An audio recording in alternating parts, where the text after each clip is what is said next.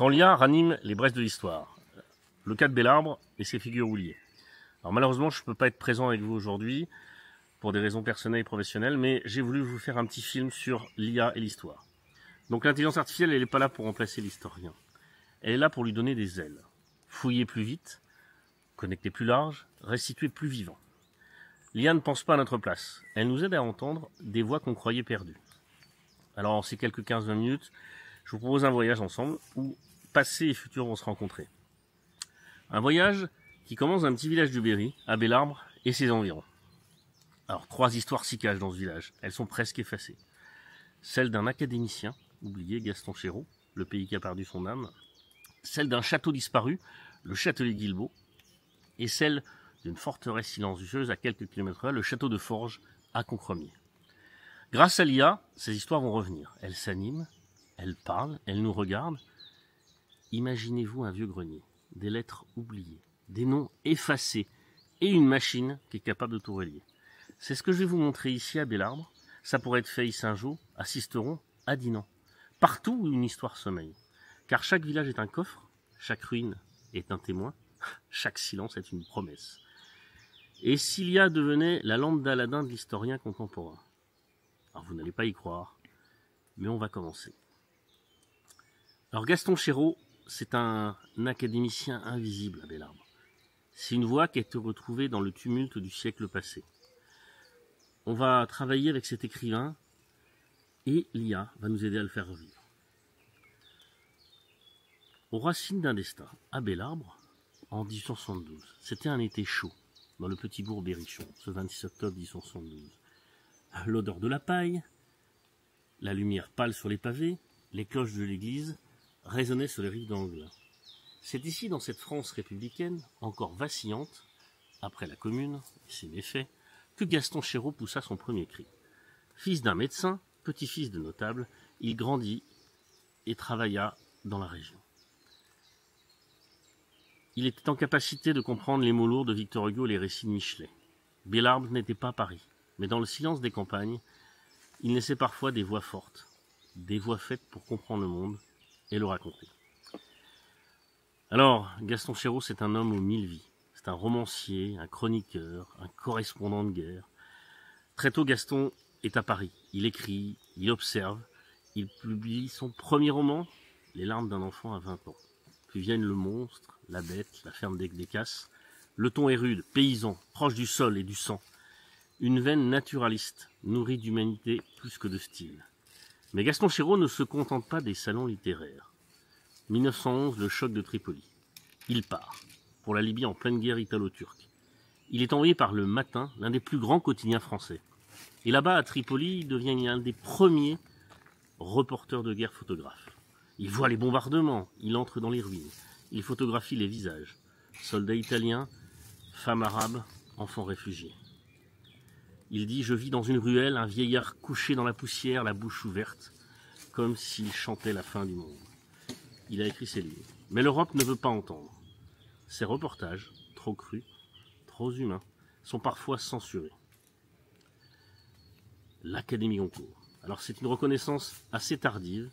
En 1921, Gaston Chéreau est élu Académie Goncourt. Il remplace Rosny Aîné, auteur de La guerre du feu. Chéreau y siège avec humilité, il défend les jeunes femmes, les jeunes plumes. Il veille sur la langue, il parle peu. Mais quand il parle, c'est du Berry qu'il parle.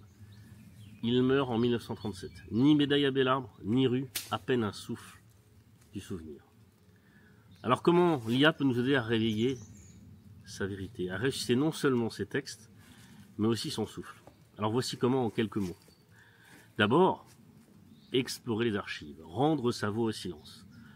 L'IA peut directement avoir accès à Gallica, Retio News, la base Léonore. Tout y est mais enfoui. L'IA, en fait, elle lit, elle classe, elle compare, elle identifie ses pseudonymes, redécoupe ses articles, découvre des textes publiés en feuilleton. Celui de 1912 n'a jamais été réédité. L'IA peut faire l'OCR sur ses carnets, traduction automatique de ses notes en italien, lorsqu'il retranscrit le dialecte de Tripoli. Relecture croisée avec les photos prises en Libye, exactement la collection de l'agence Roll renumérisée par la BNF. Deuxièmement, l'IA peut comprendre le style, extraire son regard, faire des résumés automatiques de ses romans, mais analyser le ton de Gaston Chéreau, son vocabulaire sensoriel, sa construction des silences, son réalisme féroce, mais sans cynisme. Évidemment, l'IA peut générer des mini-récits à la manière de Gaston Chéreau pour fabriquer son style à de nouveaux lecteurs. Troisième point, faire entendre sa voix. Pour de vrai, j'ai écouté la lecture d'un de ses articles de Tripoli avec sa voix reconstituée par l'IA, à partir évidemment de l'acoustique de l'époque, du phrasé des berrichons lettrés. Il racontait un marché désert, des sabots italiens sur les dalles brisées. J'en ai eu la gorge nouée. Évidemment la voix IA, le dicton modélisé selon le nombre de chroniqueurs de 1930. Il peut nous lire un discours fictif qu'aurait fait Gaston Chéreau à l'Académie française. Je suis né, par exemple, dans un lieu qu'on ne nomme jamais dans les salons. C'est pourtant ce silence qui m'a appris à écouter l'histoire. Après, on pourrait imaginer que l'IA nous aide à faire un musée virtuel de l'écrivain voyageur. Une carte interactive où on verrait Bélarbre, Paris, Tripoli, Rome. Une ligne de temps augmentée, par exemple. Ses œuvres publiées, ses missions de journaliste, ses prix critiques. On pourrait faire une exposition immersive avec ses lettres manuscrites, retraduites et lues par l'IA. Des scènes reconstituées à partir de ses textes. Par exemple, le souk en flammes de Tripoli. Une interface, on pourrait discuter avec un avatar de Gaston Chéreau. Évidemment, on part de Tripoli en octobre 1912. Grâce à l'IA, j'ai retrouvé un article qui avait été écrit sur la prise de Tripoli. Il racontait une enfant assise près d'un puits. Ses cheveux étaient couverts de cendres. Et Gaston Chéreau notait, elle ne pleurait pas, elle me regardait, comme si elle attendait que je parle pour elle. Et c'est ce que fait l'IA aujourd'hui, elle parle pour lui, pas à sa place, mais avec lui. Et c'est un témoignage. En conclusion, écrire la mémoire d'un homme oublié, Gaston Chéreau, tout le monde pense que c'est pas un héros. Mais pour moi, il est mieux que cela. Il est le témoin, un styliste du réel, un homme du Berry, qui s'embrouille à traverser les tempêtes de son siècle. L'IA ne l'invente pas, elle l'écoute. Elle nous permet enfin de l'entendre complètement.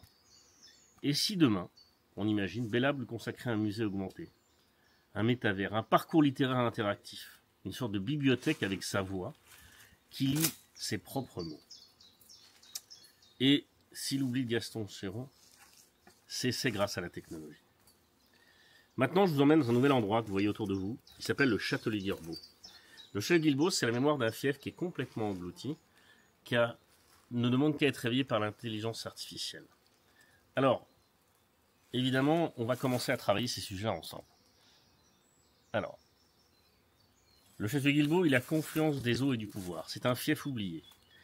Sur les terres fertiles et silencieuses de Chalais, entre les bras sinueux de l'Anglin et de l'Almette, sommeille un nom, le Châtelet Guilbeau, vous connaissez peut-être tous. C'est pas un simple lieu-dit, mais c'est un ancien château féodal, dont les racines s'enfoncent dans le XIIe siècle.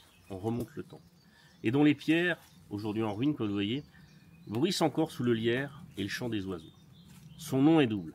Châtelier, qui est dérivé du latin castellarium, qui désigne une fortification modeste ou une motte fortifiée, et Guilbeau, qui nous renvoie à un probable fondateur seigneurial, peut-être le vassal de la Trémouille, maison illustre à laquelle ce fief était lié.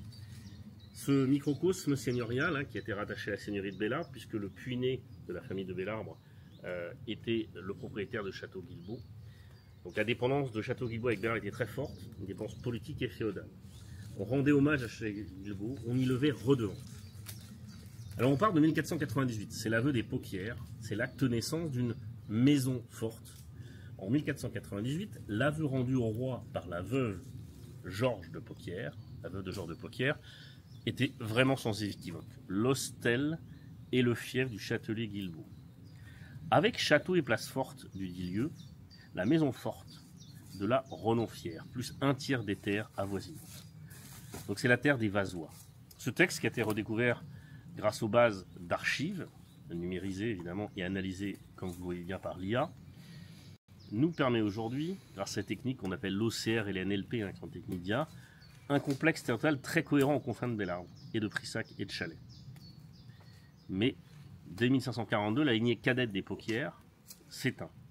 Ce fief, donc le fief Chevillot, passe entre divers mains, jusqu'à son rachat au XVIIe siècle par les Durfort de Borne, qui étaient les seigneurs de Bélarbre. La Révolution en précipitera la ruine. En 1833, plus aucun bâtiment n'est mentionné sur le cadastre local. Seul le nom survit. Alors, son architecture, c'est un logis seigneurial rural du XVe siècle. Les vestiges que nous avons autour de nous, que vous pouvez voir avec la caméra, permettent de reconstituer une résidence défensive typique de la fin du Moyen-Âge. Okay. C'est un plan en équerre, avec une aile principale de 25 mètres et une aile en retour. Et une tour d'escalier hors d'œuvre. Donc on a encore une partie de l'escalier qui est visible aujourd'hui sur place. Il y avait 3 salles principales. Une grande salle avec une cheminée encore massive, vraiment une salle d'audience, une salle de réception. Une salle aveugle, dont on voit effectivement le trou ici, plus un cellier ou lieu de stockage. La cuisine, d'après ce qu'on voit, est dotée d'un âtre. Alors il y a une tour nord-ouest, circulaire de l'extérieur, carrée à l'intérieur, avec une épaisseur des murs qui peut atteindre jusqu'à 1,70 m. Il y a certaines cavités murales, qui sont peut-être des latrines ou des meurtrières, ou des niches défensives. Les fossés sont très profonds, et les allées en pente vers la rivière montrent que le château était extrêmement fortifié. Environ une cinquantaine de soldats étaient présents. Alors cette sobriété, qu'on voit encore, traduit une fonction défensive, mais aussi une volonté de confort domestique pour une seigneurie qu'on appelle de second rang. Alors, évidemment, l'économie du fief au XIIe, XVe siècle ne serait rien sans ceux qui le font vivre. Donc, au-delà de ces murs, le châtelet Guilbault animait une petite seigneurie rurale. Alors, il y avait 2 moulins qui dépendaient du châtelet Guilbault à l'époque. Le moulin de la Planche, qui est un moulin banal, qui lui produisait évidemment de la farine pour les habitants et les alentours, et un autre moulin, qui était le moulin de Rochereau, plus ancien, qui était destiné probablement au drap et au temps. Donc la partie, il est en ruine dès le XVIe siècle, donc on ne peut pas dire grand chose. Les métairies de la Leuf, des fermes, des bois, un colombier seigneurial qui est encore présent, et une population assez clairsemée, puisqu'il y avait quelques familles de métayers, de forgerons et de charretiers qui étaient autour du fief. Voilà. Imaginez-vous une fille de ferme un matin d'octobre 1510 qui aurait pu croiser le seigneur descendant vers les moulins, la capuche levée, le sol humide, rempli d'alluvions. Alors, l'IA au service du souvenir. Alors, c'est vers une renaissance numérique aujourd'hui qu'on peut travailler grâce à l'IA, car ce châtelet Guilbault qui est en ruine, ça pourrait revenir à la vie. Alors, c'est une restitution documentée, immersive, qui doit évidemment être faite avec des historiens.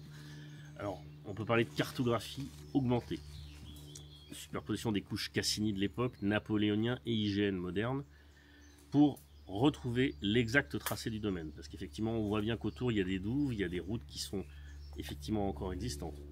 On pourrait faire une reconstruction 3D du logis seigneurial à partir du plan d'origine. Et puis après, l'IA nous aiderait évidemment à générer un récit historique à la première personne. Je vous en donne un exemple. Je suis le châtelet Guilbault, né d'un fossé, mort d'un silence. Mais je n'ai jamais cessé de vous regarder.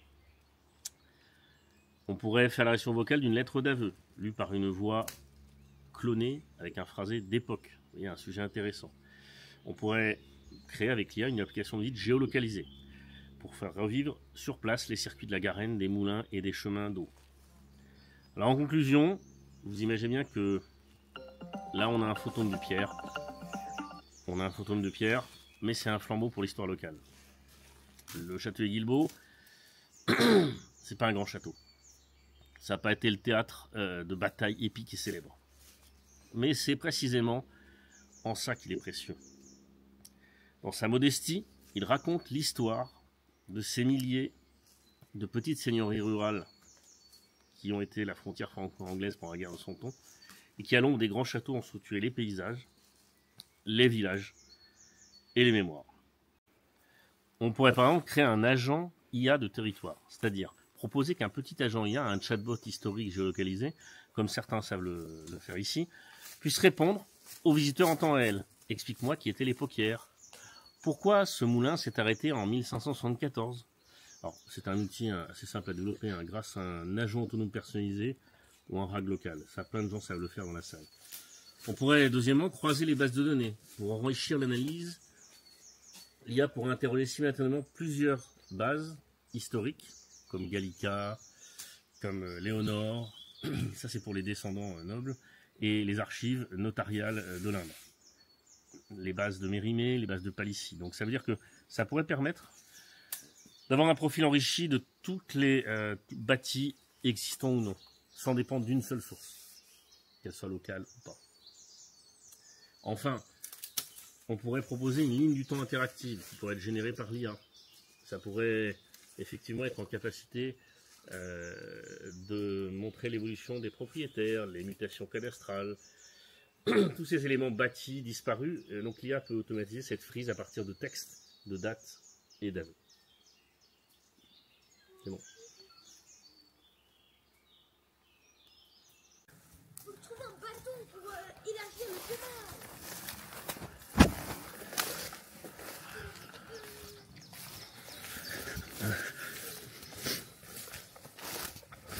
C'est sûr qu'il reste le prix sur l'enculé. C'est que je filme, Claire, là?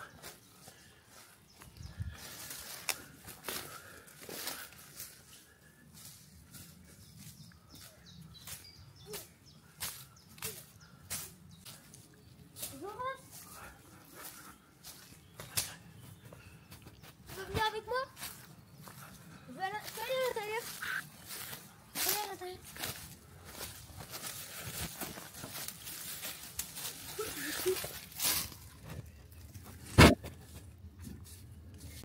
Alors, le château de Forges à Cancremier, la forteresse des Poix, mémoire d'une guerre et d'une paix.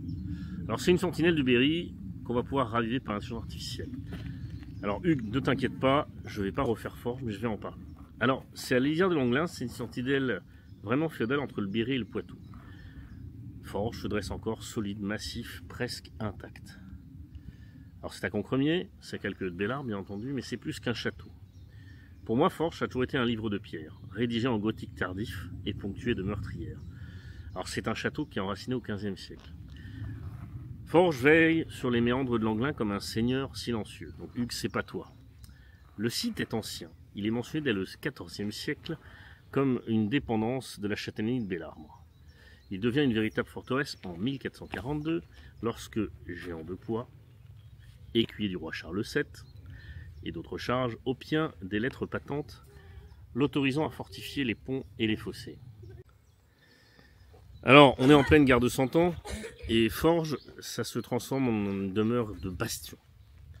Alors après, on va parler un peu des Poix, c'est une lignée qui est au service du roi et du territoire. Les Poix n'étaient pas de ces lignages tapageurs qui intriguent à la cour. C'était plutôt des seigneurs du sol, des serviteurs du royaume, des bâtisseurs enracinés. Tu vois, j'en parle. C'est des échansons, des conseillers, des officiers qui ont laissé une marque indélébile dans le territoire de Cancremier. Alors le château de Forges, ça reste dans les mains des Poix jusqu'au XVIIe avant de passer à la famille Dupin, celle-là même dont un descendant, Claude Dupin, sera seigneur de Chenonceau et arrière-grand-père de Georges Sand. Alors l'ironie positive, c'est ces Georges de Sand qui, 2 siècles plus tard, viendra rêver d'un roman, Berrichon, dans les ombres de Forges. Alors, évidemment, les Poix l'ont récupéré après pour en faire la maison de famille. Alors c'est une architecture militaire très raffinée, défense et intelligence spatiale. Donc Forges, c'est un quadrilatère fortifié, c'est un plan carré régulier qui est flanqué de 4 tours circulaires aux 4 angles, entourés de douves profondes. Alors c'est un exemple typique de l'architecture castrale du XVe siècle dans le centre de la France. Alors les matériaux, les techniques, c'est des moellons de calcaire locaux, hein, c'est une charpente qui est datée de 1446 à 1462. Selon certains relevés, il y a un donjon rare dans le Berry et des courtines très épaisses. Les fenêtres sont à couche-siège, hein, comme on dit en architecture, les archères sont longues. Alors c'est pas un simple château d'apparat, il cumule 3 fonctions Forges. Militaire, donc défense de la vallée de Langlin, c'est la frontière franco-anglaise.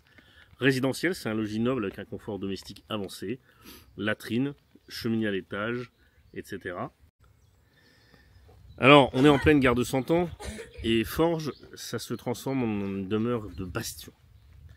Alors après, on va parler un peu des Poix, c'est une lignée qui est au service du roi et du territoire. Les Poix n'étaient pas de ces lignages tapageurs qui intriguent à la cour. C'était plutôt des seigneurs du sol, des serviteurs du royaume, des bâtisseurs enracinés. Tu vois, j'en parle. C'est des échansons, des conseillers, des officiers qui ont laissé une marque indélébile dans le territoire de Cancremier. Alors le château de Forges, ça reste dans les mains des Poix jusqu'au XVIIe avant de passer à la famille Dupin, celle-là même dont un descendant, Claude Dupin, sera seigneur de Chenonceau et arrière-grand-père de Georges Sand. Alors, l'ironie positive, c'est ce genre de Sand qui, 2 siècles plus tard, viendra rêver d'un roman, Berrichon, dans les ombres de Forges. Alors, évidemment, les poils l'ont récupéré après pour en faire la maison de famille. Alors, c'est une architecture militaire très raffinée, défense et intelligence spatiale. Donc, Forges, c'est un quadrilatère fortifié, c'est un plan carré régulier qui est flanqué de 4 tours circulaires aux 4 angles, entourés de douves profondes. Alors, c'est un exemple typique de l'architecture castrale du XVe siècle dans le centre de la France. Alors, les matériaux, les techniques, c'est des moellons de calcaire locaux. C'est une charpente qui est datée de 1446 à 1462. Selon certains relevés, il y a un donjon rare dans le Berry et des courtines très épaisses. Les fenêtres sont à couche-siège, comme on dit en architecture, les archères sont longues. Alors, c'est pas un simple château d'apparat. Il cumule 3 fonctions Forges. Militaire, donc défense de la vallée de l'Anglin, c'est la frontière franco-anglaise. Résidentiel, c'est un logis noble avec un confort domestique avancé. Latrine, cheminée à l'étage, etc. Et une fonction seigneuriale, c'est le centre d'une économie locale, terre, redevances et justice.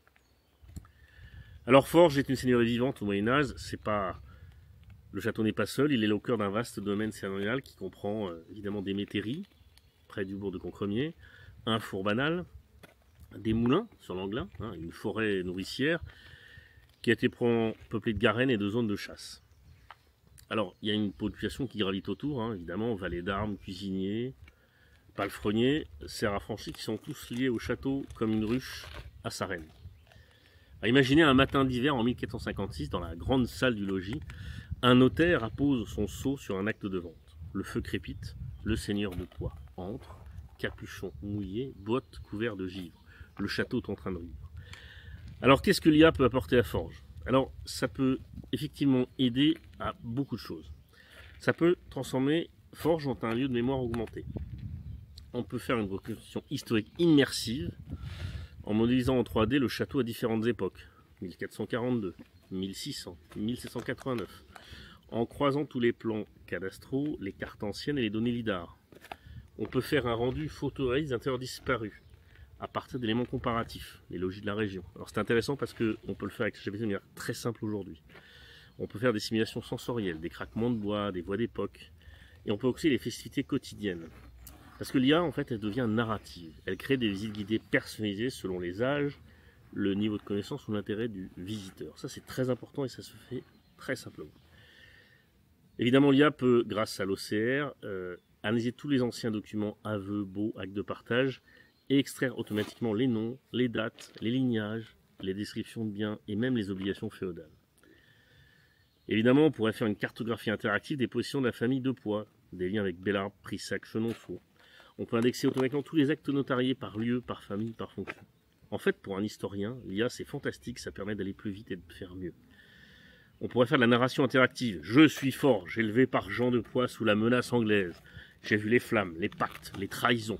Je suis le cœur de pierre d'une mémoire que vous pouvez réveiller. Évidemment, le château peut parler à la première personne.